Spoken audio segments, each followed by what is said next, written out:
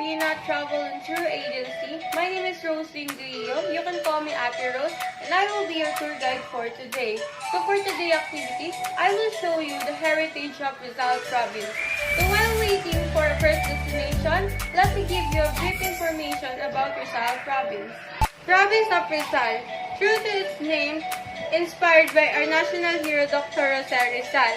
It's not surprising to know that Province of Rizal is a home for art galleries and national artists. You can visit here the centuries-old church, culinary delights, countryside restaurant, mountain range, mountain resort. Join me as we travel in Rizal Province.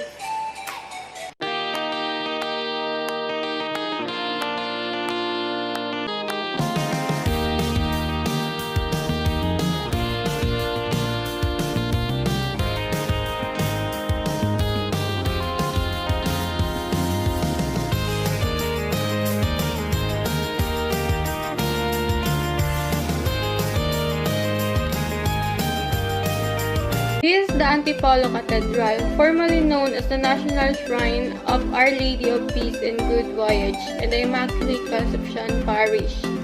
Our Lady of Peace and Good Voyage, also known as Our Lady of Antipolo and the Virgin of Antipolo, is a 17th century Roman Catholic wooden image of the Blessed Virgin Mary venerated in the Philippines.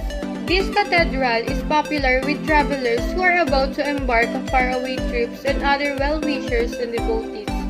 The actual image is said to have come from Mexico and survived the trip despite a fire erupting on a galleon.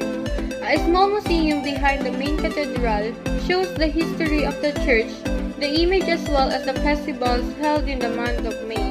One can also offer a candle for loved ones or friends who are in faraway lands or about to take a trip out of town or the country.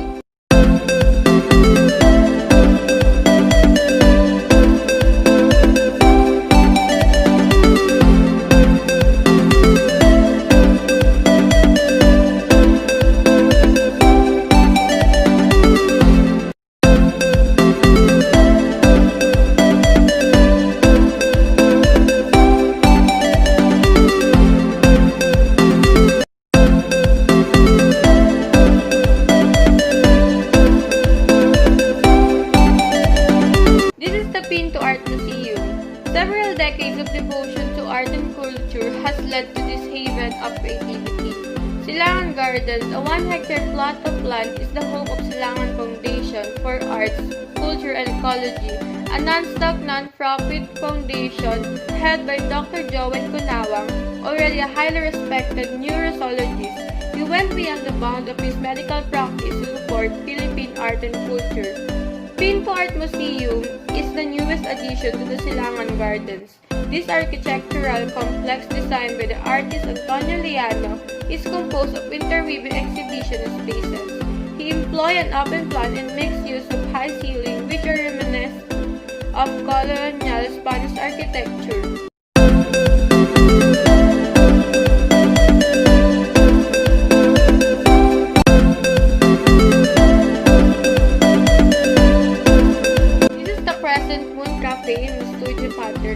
This hidden gem of Antipolo is the pioneer of restaurant and pottery concept in the country. Here you can learn basic pottery with Miss Lanel Abueva Fernando, a very talented potter specialized in functional, handmade and stoneware ceramics. After the eruption of Mount Pinatubo in 1991, Lanel began incorporating volcanic ash glaze into some of her pieces. She supplies ceramic pieces to several restaurants, resorts, and hotels in the country and abroad. You may also purchase some of her products at the shop. The Crescent Moon Cafe is specialized in Southeast Asian food. It does not have an a la carte menu and the cook prepare what is fresh and available for the day. You may also try their specialties alagaw appetizer and mango with suman for dessert. Definitely a relaxing place to enjoy dining away from the concrete jungle.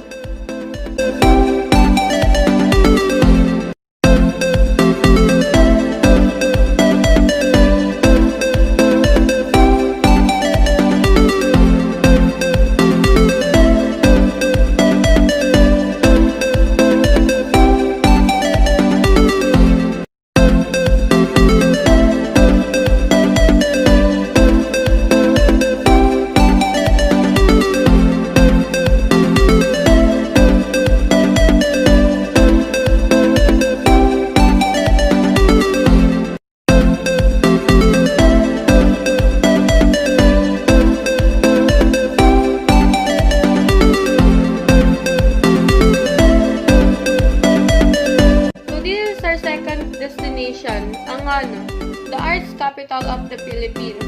Angono is the first-class urban municipality in the province of Rizal. It is known as the arts capital of the Philippines. This town is perfect for everyone, especially for people who have deep passion for arts. Tourists will surely enjoy the artistic side of the province. The exquisite artistry of Angono attracts artists and alike, thus contributes to the tourism in Rizal and the tourism in the Philippines. Angono is the hometown of two national artists, Lucio San Pedro for music and Carlos Botong Francisco for the arts. One of the public schools in Barangay Mahabang Parang is named Carlos Botong Francisco National High School in honor of the said artist.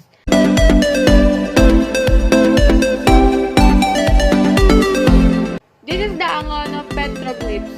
The Angono petroglyphs is considered as a highly significant cultural landmark because it is the oldest known work of the art in the Philippines. It is also included the list of the national culture treasure of the country and the world inventory of rock art. It was also declared as one of the most imperiled historic sites in the world by the World Monument Watch. Human and animal-like figures are engraved on a rock wall made of volcanic turf. Although it is an archaeological treasure of high value, visitors can hardly enjoy the engraved as they are not clearly visible. A small museum is also on the site run by the National Museum of the Philippines and Municipality of Angono. This is the Gigantes Festival. This festival celebrates every 23rd of November in Angono, where the giants made of paper mache are prepared in honor of their patron Saint San Clemente.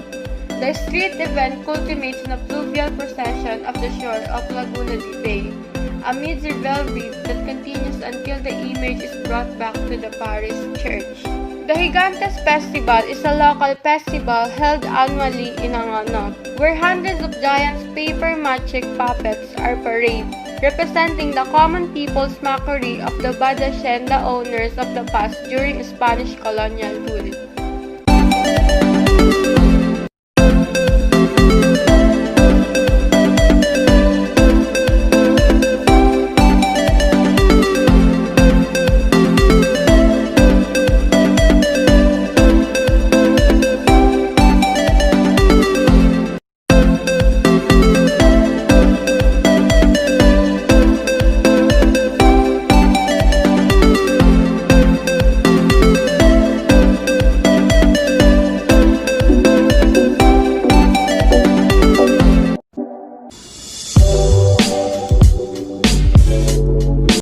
This is the Lutong Pugon in Tanay Rizal, a 2-year-old secluded garden, restaurant, and art studio of artist Jun Chongko and his wife Aya. It's open for travelers in Tanay. They serve delectable gourmet pasta and wood-fired pizza, slow cooked in a pugon or stone oven. An interesting fact about their pugon, it was originally built by Chongko to bake pottery.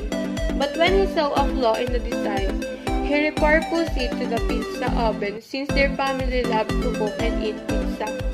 The decision to open a restaurant came when friends would visit Chongko's art studio and Aya would serve them pizza from the pugon.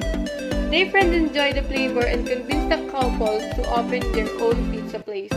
The couple is working on expanding their restaurant and studio to include the bed and breakfast since their property also offers a beautiful view of surroundings. Patrons of Lutong Pugon can also tour a small studio containing the works of Chongko or have their portrait. Patrons of Lutong Pugon can also tour the small studio containing the works of Chongko or have their portrait sketched in 20 minutes by Jun's resident artist for a nominal fee. Food tourism is best. Indeed, there is food art to be discovered in any municipality. Food tourism at its best. Indeed, there is food and art to be discovered in any municipality of Rizal Province.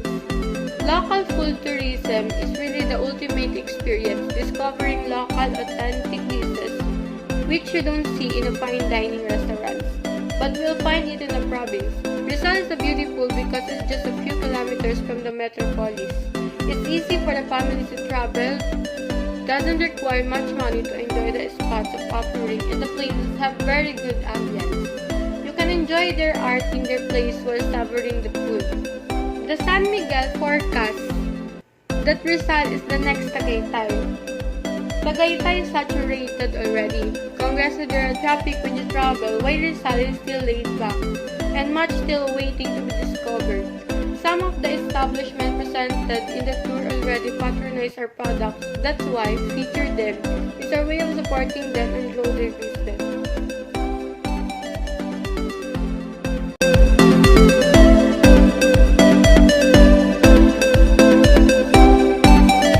This is the Ranak Falls. This is the famous falls that put the Tanay on the tourism map. The Ranak Falls lay quietly at the foot of the Tanay Mountains, preserved with a natural vegetation, complemented with beautiful waterfalls, ponds, and rivers cascading through elaborate trees and plants. This 40-meter high falls is a truly refreshing sight.